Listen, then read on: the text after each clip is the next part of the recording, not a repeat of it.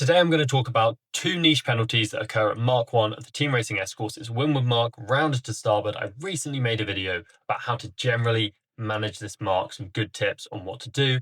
But this video I'm going to look at two niche scenarios and break down the rules involved so you can understand why certain boats get a penalty at this mark. So without further ado, let's talk about the first scenario. And the first scenario is when you've got two boats on the starboard ley line heading in towards the mark. It's a Windward Mark to starboard, so they want to tack around this mark. And this blue boat wants to catch the yellow boat on starboard. So you can imagine if they were like this, if the yellow boat tacks onto port, blue's going to hold their course. They're either going to be a tacking boat or a port boat. That's going to be a penalty for yellow.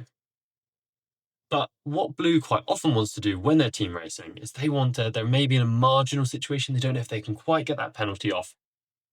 And so they're looking to see if they can stop this yellow boat tacking. And you'll often hear them call that. They'll say, don't tack, something like that as you approach the mark. And yellow are going to put their tack in. And we need to know about who gets a penalty when and why different boats get a penalty. And it's a bit more complicated than you might first imagine. So the way we can break this scenario down is by thinking about the rights and obligations of each boat at each point in the situation. So at the very beginning, they're both on starboard, and that means that rule 12 is in effect. And rule 12 is on the same tack, not overlapped. So on the same tack, not overlapped, the boat who is clear ahead has right of way. So yellow has right of way as they approach the mark. Now yellow stays on the same tack all the time until they're head to wind. And when they're head to wind, they then become under the obligations of rule 13, which is while tacking. Now, if you're tacking, you need to keep clear of other boats. So if they bodge their tack, let's say, and halfway through their tack, blue holds their course, halfway through their tack, blue hits yellow. Well, that's going to be a penalty on yellow for breaking rule 13 of not keeping clear while tacking. But you may have noticed I've kept on saying blue's holding their course. What do I mean by that? Well, let's say yellow goes to tack. They go to tack, they're heading up their right-of-way boat. As soon as they pass head to wind, they are now keep clear boat. Now, blue, under rule 15, does not have an obligation to give them room to keep clear. Now, what you may be thinking, what is rule 15? Well, rule 15 is that when a boat gains right-of-way, she must give the other boat room to keep clear. So blue has gained right-of-way, so they must give yellow room to keep clear, unless they've gained right-of-way due to the actions of the other boat. So in this case, blue's done nothing. They have gained right-of-way because of the actions of yellow tacking. So if blue holds their course, they don't need to give yellow room to keep clear, and it can be a penalty on yellow. However, if blue alters their course, then that means that they're now subject to rule 16.1. And rule 16.1 is that when a right-of-way boat changes their course, they have to give the other boat room to keep clear. Complicated, but I hope you can see what I'm saying still. So if blue alters their course, they then need to give yellow room, which is the time and the opportunity to keep clear. And if yellow is halfway through a tack and they then hit because blue suddenly swings their bow all the way up, then blue obviously hasn't given yellow room to keep clear. And that's going to end up being a penalty on blue for breaking rule 16.1. So the question is, as they approach the mark, in what scenario does yellow get a penalty, and in what scenario does blue get a penalty? Well, here's what the umpires are watching. So the umpires are watching that at this point, blue can do whatever they want. They can set whatever their angle they want. So as yellow heads up, if you're blue, all the way to head to wind, you can head up as much as you want before yellow's at head to wind. So blue can stick it up as much as they want, and then the umpires want to see your tiller get locked, and they want to see you sailing in a straight line from this point onwards, because otherwise you're going to break that rule 16.1 because you've altered your course. So if you continue altering your course, once yellow has passed head to wind, then you're going to probably break 16.1 if there ends up being a collision. So yellow tacks, you're holding your course. Well, now the umpires want to see that you actually have to avoid. So they want to see your bow come down and you have to pass to astern. And that's how blue will get that penalty. And then, the umpires can And again, if they hit them, that could also be a penalty, but also sailing is a non-contact sport. The sportsmanlike thing to do is, of course, in this situation, to duck them and then protest, not to hit them.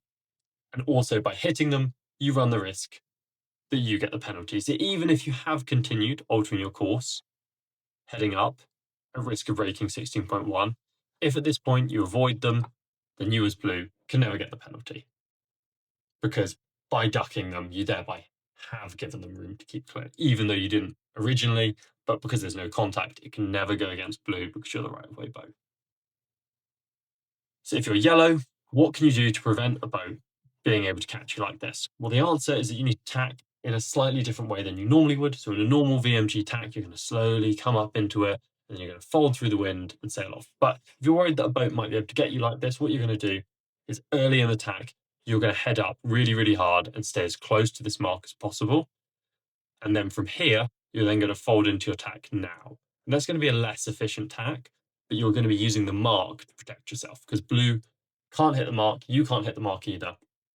So by holding your tack a little bit late and doing it almost behind the mark, you're going to prevent blue from being in a situation where they could ever keep on heading up and hit you, or hold their course and hit you even. And if they kept on heading up and hit you, then it'd be a penalty on blue. Complicated situation, but you see this all the time in team racing. Hope that made sense, and let's move on to scenario number 2. So the next niche call occurs when you have two boats and one of them is trying to hold the other past the windward mark. So blue here is trying to stop yellow from tacking and passing the windward mark. And the call happens if yellow decides, actually, you know what, I can't get a tack here. I'm going to jibe round. We're past the mark, we're well past the mark. I need to get round. What if I just do a jibe? So what does blue think in this situation? Yellow starts bearing away to try and jibe. They bear away, they bear away, they bear away. Blue's here. They're now behind yellow. They're clear astern of yellow as they both bear away. Blue comes down to here and they say, look, I'm windward boat. Don't jibe. Head up, head up, head up. Yellow heads up and protests. Blue gets a penalty. Why does blue get a penalty? Pause the video here if you want a moment to think about it. Rewind, think for a second, and work out why does blue get a penalty.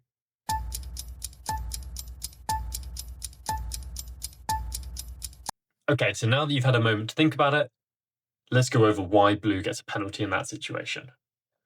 So at this point, yellow is the leeward boat, blue's the windward boat, blues keep clear.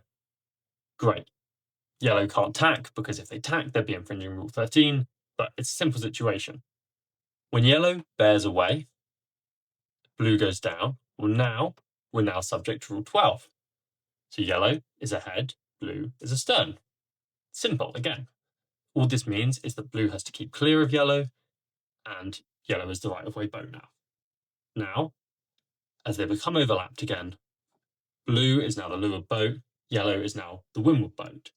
Once again, it's a simple situation, Rule 11, windward leeward, blue's right-of-way. But another rule has now come into effect. And if you've watched this channel before, you're going to know it's my favourite rule to talk about.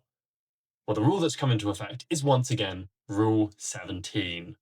So Rule 17 states if a boat has established an overlap from clear astern, so blue here has established their overlap, sailing into it from clear astern, they're no longer allowed to sail above their proper course. And what's blue's proper course in this scenario? Proper course being the course they would sail in the absence of other boats. Well, from here, blue's proper course is that they would jibe around the mark.